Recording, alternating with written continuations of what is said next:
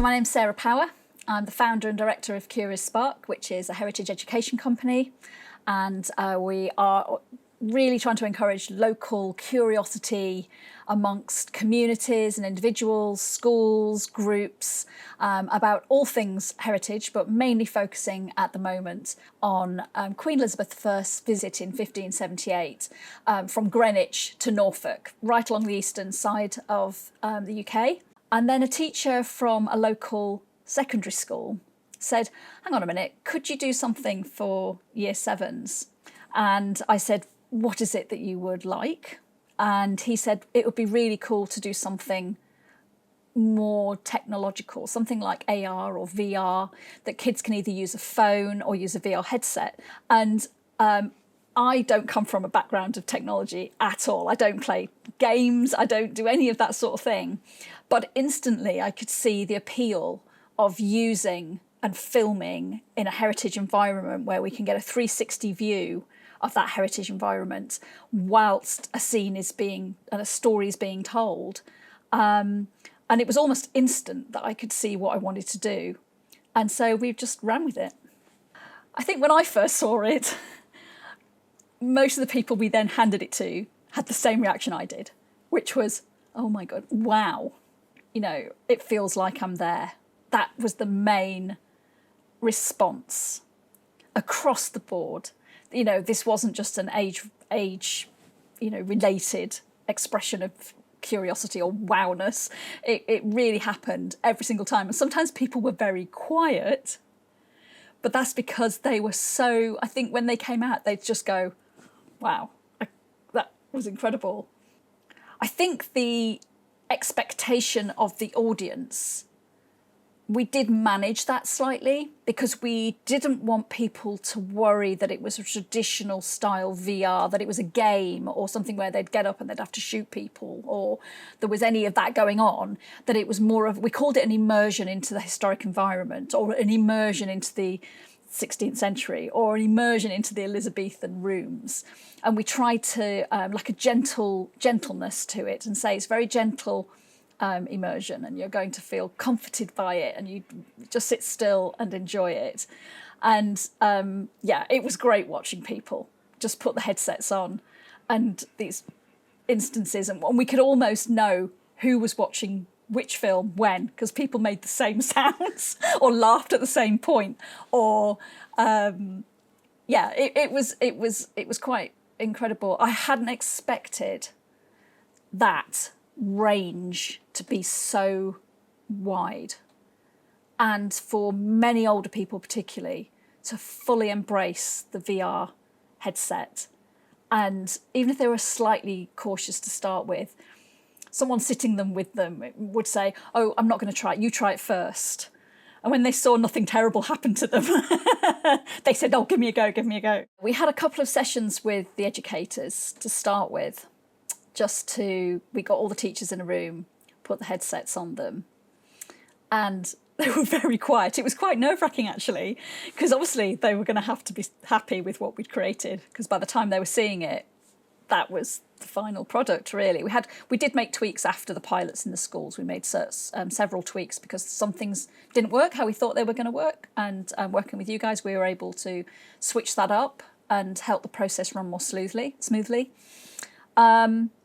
But yeah, the teachers were really, you could see their minds ticking, because at that point we hadn't written the teacher's pack. So I think what they were mainly thinking, they weren't getting as animated maybe as the public, because what they were thinking in their head was, oh yeah, we could use that for there, and we can use that in that part of the curriculum.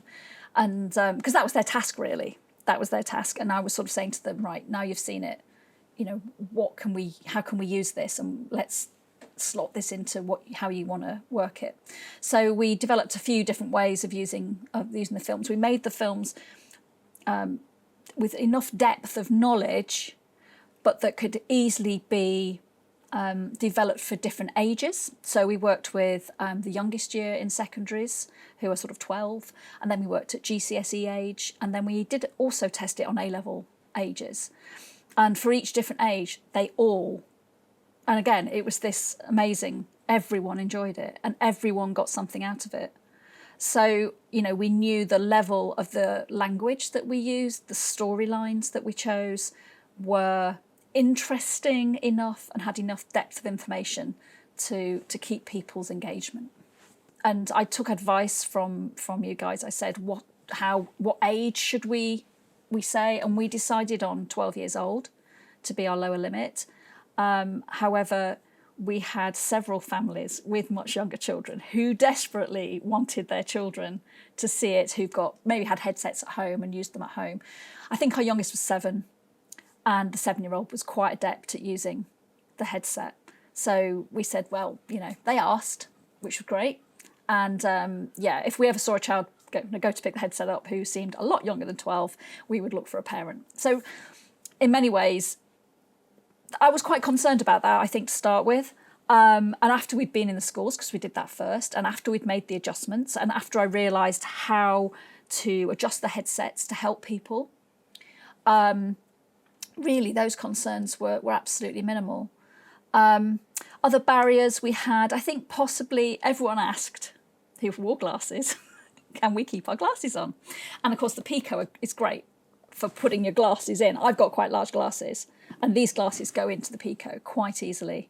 So, even things like that, hearing, we used headphones. We explained how to turn them up. They could turn them up actually on the headphone itself, or they could turn it up on the VR. So that seemed to work fine. And we also showed them me explaining how to use the VR before they used the VR. And again, managing expectation, getting them to see what they might see when they go into the experience.